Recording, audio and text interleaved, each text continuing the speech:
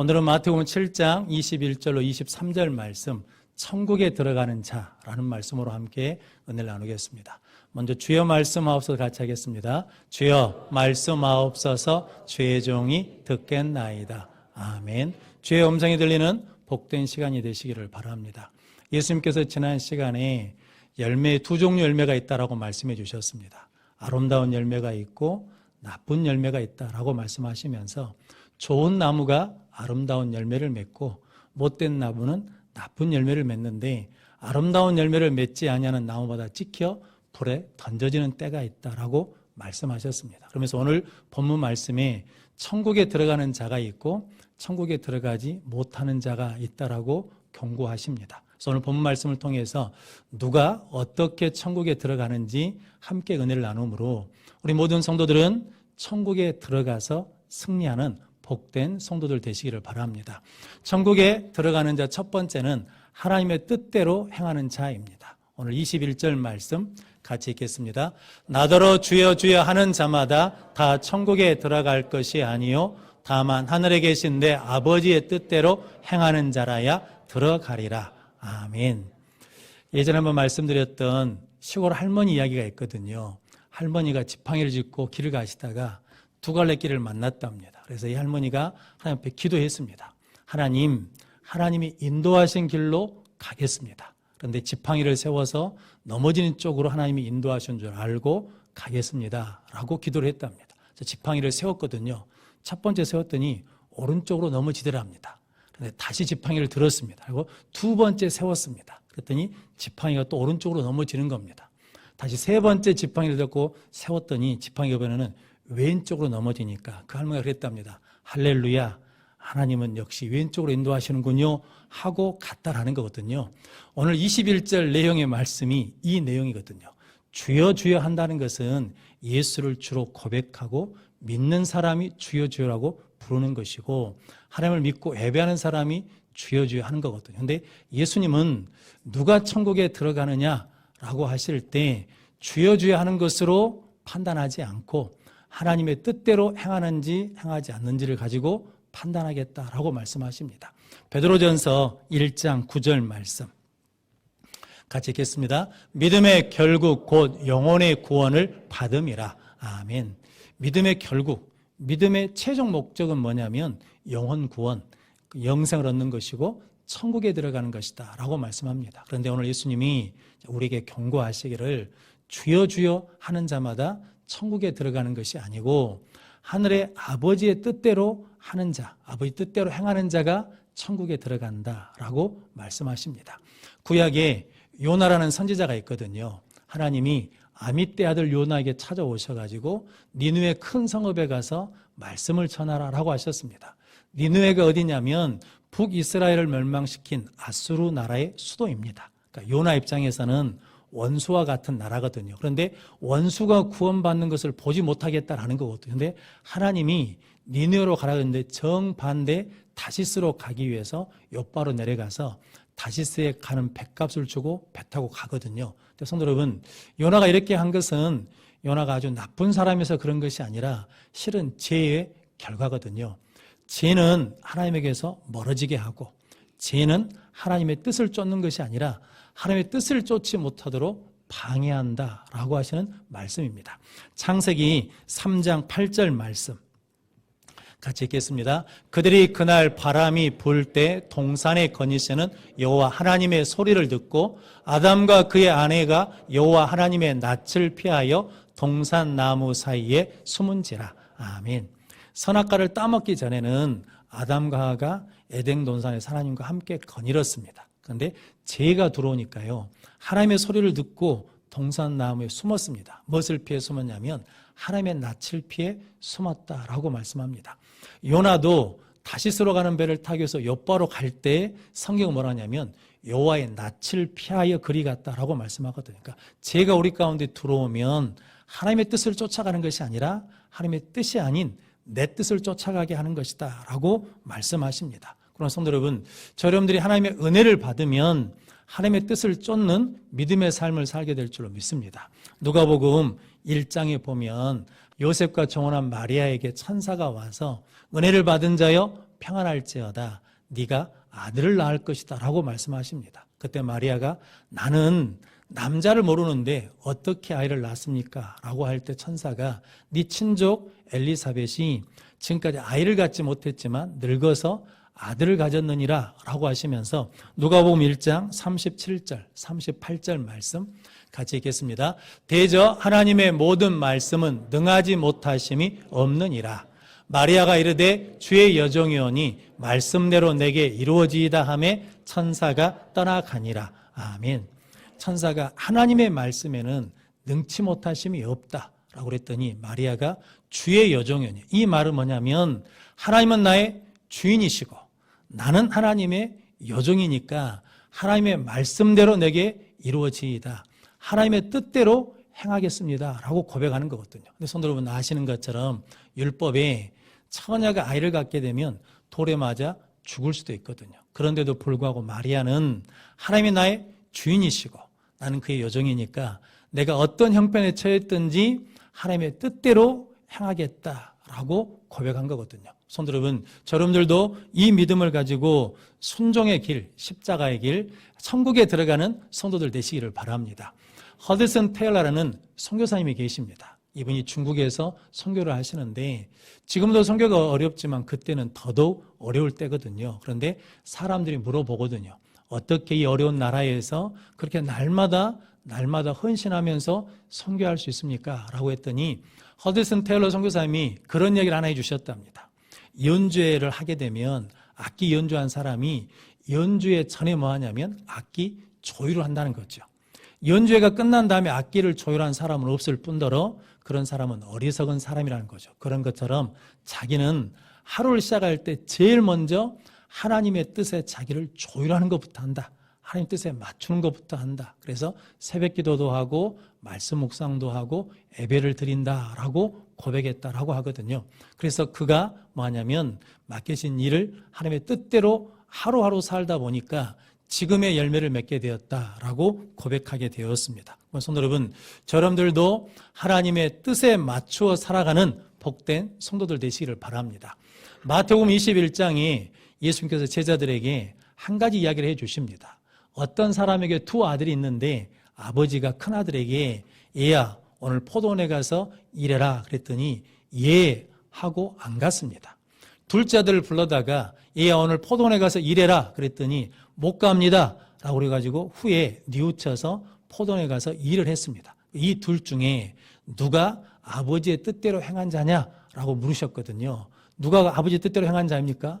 둘째 아들이 그렇다라는 거거든요. 성도 여러분, 우리가 주여 주여라고 하면 하나님의 뜻과 내 뜻이 맞지 않을 때가 있거든요. 그때 우리도 둘째 아들처럼 못합니다 라고 했다가 뉘우쳐서 하나님의 뜻대로 행하면 천국에 들어간다라고 말씀하십니다. 예수님도 이 땅에 오셨을 때 이 땅에 오신 목적이 내 뜻을 이루기 위해서 온 것이 아니라 나를 보내신 이의 뜻, 아버지의 뜻을 이루러 왔다라고 고백하십니다. 그러면서 아버지의 뜻이 무엇인지를 말씀해 주셨는데 요한복음 6장 40절 말씀입니다. 같이 읽겠습니다. 내 아버지의 뜻은 아들을 보고 믿는 자마다 영생을 얻는 이것이니 마지막 날에 내가 이를 다시 살리리라 하시니라. 아멘. 내 아버지의 뜻, 하나님의 뜻은 그 아들을 보고 믿는 자마다 영생을 얻는 것, 구원을 얻는 것, 천국에 들어가는 것이거든요. 그 뜻을 위해서 예수님이 겟세마네 동산에서 기도하시거든요. 누구 뜻대로 마시고 내 뜻대로 마시고 아버지의 원대로 되기를 원하십니다 라고 기도하시면서 하나님의 뜻인 십자가 달려 죽으심으로 우리 죄를 사해 주시고 부활하심으로 죄와 사망에서 우리를 건져주셨습니다. 그 일을 감당하시기 위해서 예수님도 뭐 하셨냐면 하나님의 뜻에 맞추셨다라는 거거든요. 그래서 기도에 대해서 이런 이야기가 있거든요. 예전에 나룻배를 타고 다니다가 이제 국동항에 들어오거든요. 그럼 국동항에다가 배를 묶잖아요, 밧줄로. 그러면 이제 어부들이 이제 밧줄을 당기지 않겠습니까? 그러면 당기면 부두가 다가옵니까? 아니면 배가 부두 쪽으로 갑니까? 무르나 말한 거죠. 배를 당긴다 해서 부두가 배 쪽으로 오는 건 아니죠. 당기면 배가 부두 쪽으로 가잖아요. 그런 것처럼 기도는 그런 거라는 거거든요.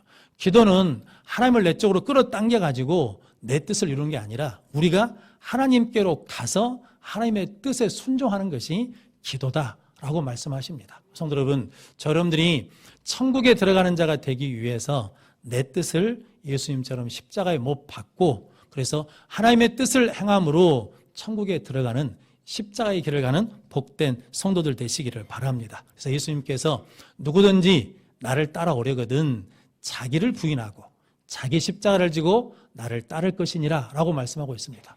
오늘 본문 말씀으로 보자 그러면 자기를 부인한다는 것은 무엇을 부인하는 겁니까?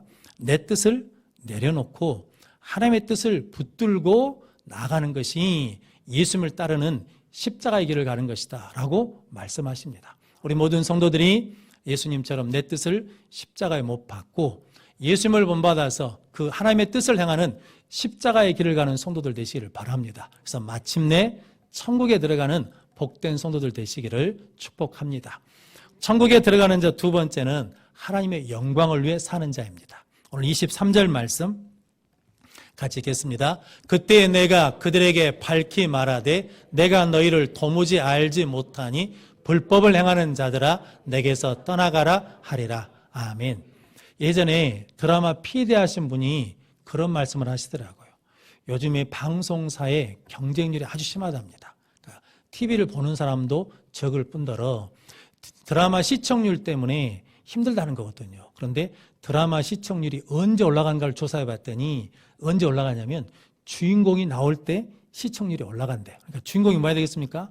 더 자주 나와야 돼. 그러니까 주인공에서한테 더 많은 갤런티를 줘야 되니까 예산에 어려움이 많고, 두 번째 언제 시청률이 올라가냐 봤더니 조연들이 자꾸 주연을 이야기할 때 그때 시청률이 올라가더라는 거거든요. 오늘 22절, 23절 말씀이 그 얘기거든요.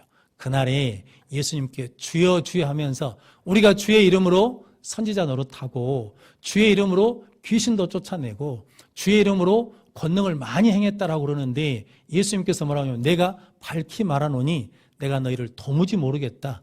불법을 행하는 자들아 내게서 떠나가라 라고 말씀하셨다는 거거든요. 성도 여러분, 우리가 열심히 예수 이름으로 사역하고 열심히 예수 이름으로 신앙하는데 예수님이 모르겠다는 거거든요. 그 이유는 뭐냐면 예수님과 상관이 없어요.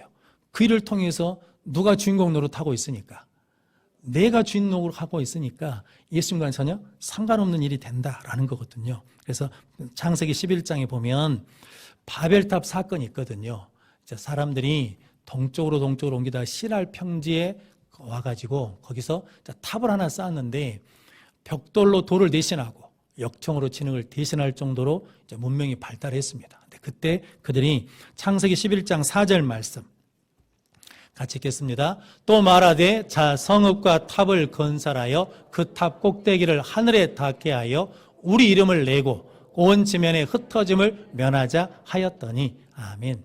누구 이름을 내고 우리 이름 내고 온 땅에 흩어짐을 면하자.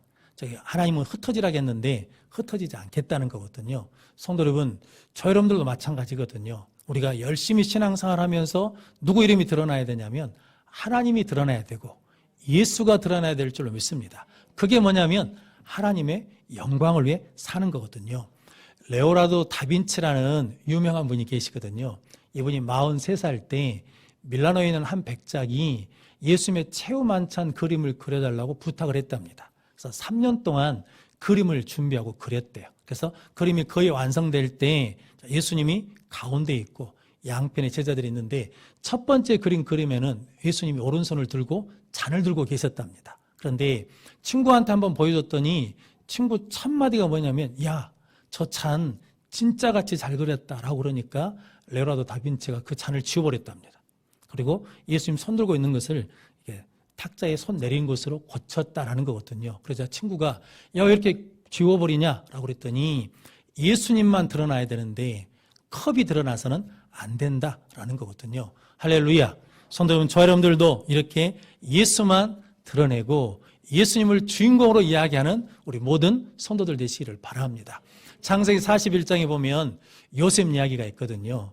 요셉이 팔려서 보디발의 집에 노예로 있다가 감옥에 갔을 때, 감옥에 있을 때 술 맡은 관원장이 들어왔거든요. 그 꿈을 해몽해 줬더니 그 꿈 해몽한 대로 복직이 됐습니다. 복직되고 나갈 때 나를 기억해달라고 그랬는데 술 맡은 관원장이 잊어버렸거든요. 2년이 지났을 때 바로왕이 꿈을 꿨습니다. 살찐 소 7마리가 나왔다가 나중에 파리한 7마리 소가 와서 잡아먹어버린 거거든요. 알이 꽉 찬 충실한 7 이삭이 나왔는데 나중에는 말라빠진 이삭이 와서 먹어버리거든요. 근데 이걸 해석해주는 사람이 없습니다. 그때 술 맡은 관원장이 요셉을 기억하고 요셉을 바로에게 데려왔거든요. 자, 바로왕이 요셉에게 묻기를 내가 들으니까 너 꿈 해몽 잘한다며? 그럴 때 요셉이 이렇게 말합니다. 내가 아니라 하나님이 왕에게 편안하게 대답할 것입니다 라고 고백한 거거든요. 요셉의 인생의 주어는 누구라는 겁니까? 내가 아니라 하나님이고 하나님을 주인공으로 세우고 이야기하는 삶을 살았기 때문에 하나님을 주인공으로 이야기하는 요셉의 삶에는 불평이 없습니다. 원망이 없거든요. 그럼 성도 여러분, 여러분들도 하나님을 주인공으로 이야기하는 복된 삶, 하나님께 영광 돌리는 삶을 사는 성도들 되시기를 바랍니다. 신약 성경에도 이와 똑같이 사는 사람이 있는데 세례 요한이 그랬거든요. 예수님이 요단강에 오셔서 제자들을 통해서 세례를 줄 때 세례 요한에게 있던 사람들이 예수님께로 몰려갑니다. 그러자 세례 요한의 제자들이 선생님이 증언한 사람에게 사람들이 다 갑니다.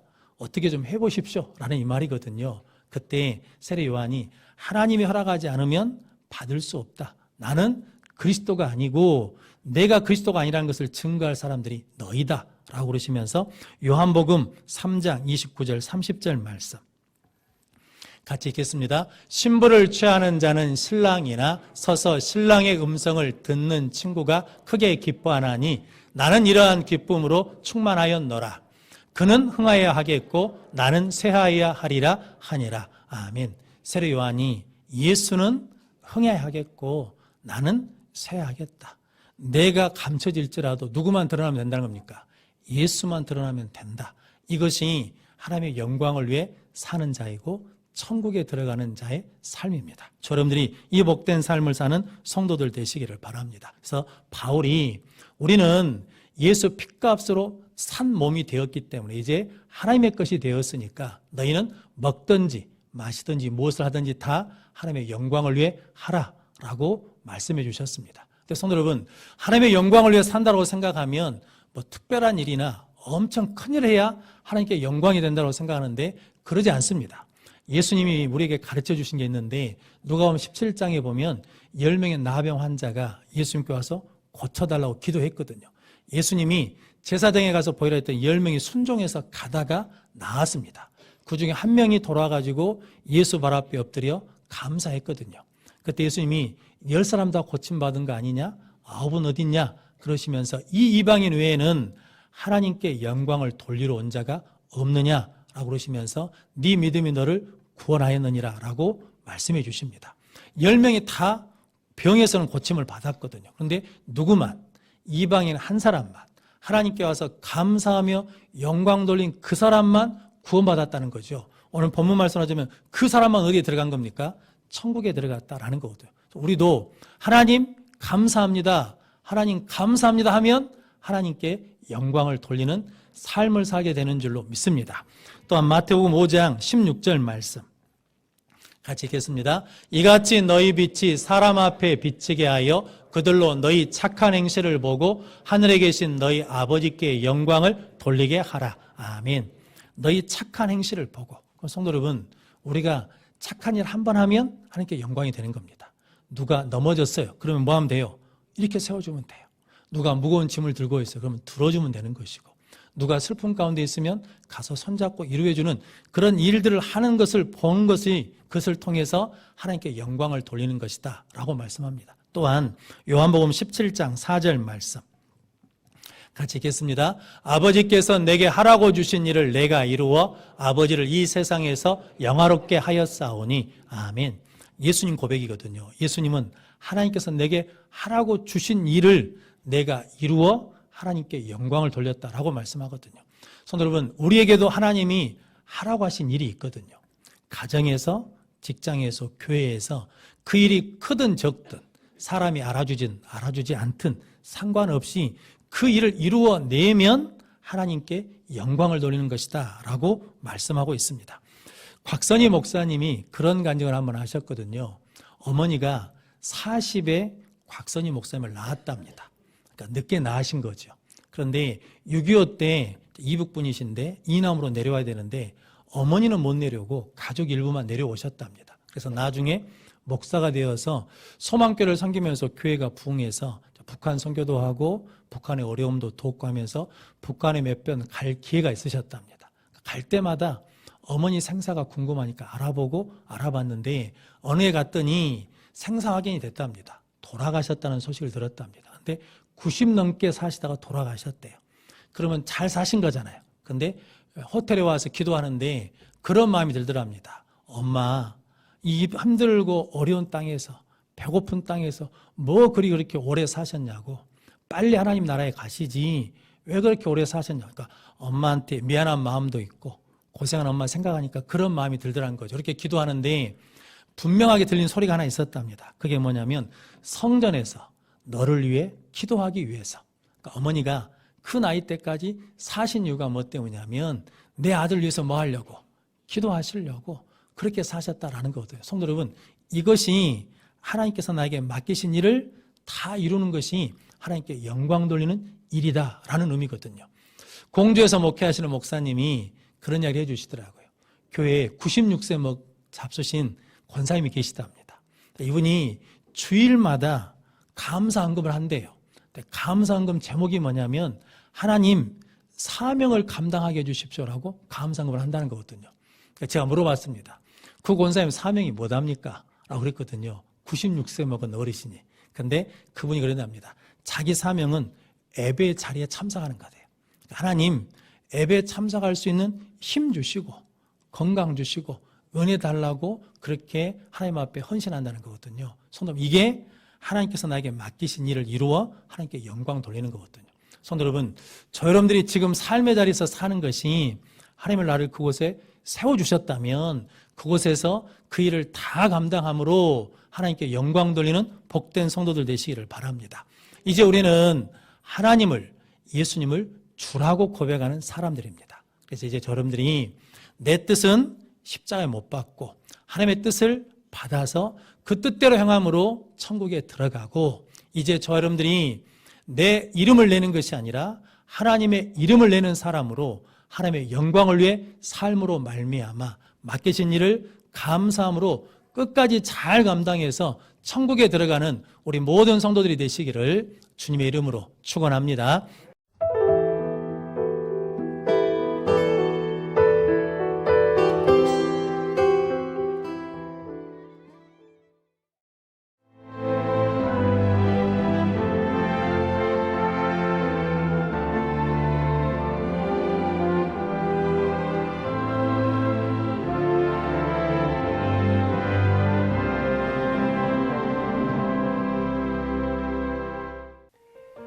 CBS를 사랑해주시는 전남지역 청취자 여러분, 안녕하십니까? CBS 재단 이사장 꿈의 교회 김학중 목사입니다. 여러분의 사랑과 관심 덕분에 전남 CBS가 순천시 장천동에 새로운 사옥을 마련하게 됐습니다. 이 방송국 사옥이라는 것은 단순히 건물을 짓는 의미에 지나지 않습니다. 전남 지역 복음 전파와 특별히 다음 세대를 위한 미래 비전을 세우는 일입니다. 코로나19로 모든 활동이 중단되고 또 관계가 단절되는 상황이지만 우리 CBS 방송만큼은 우리의 발길이 닿지 않는 곳까지 구석구석 하나님의 말씀을 전하는 위대한 힘을 지니고 있습니다. 이 방송이 믿음의 반석 위에 굳건히 세워질 수 있도록 여러분들께서 벽돌 한 장 한 장씩 쌓아가는 마음으로 전남 CBS를 위해 후원해 주시고 기도해 주시기를 간곡히 부탁드립니다. 여러분의 이 작은 행함이 CBS를 통해서 교회 공동체를 회복하고 누군가의 믿음을 소생시켜 줄 굳게 믿습니다. 여러분 한 분 한 분을 축복합니다.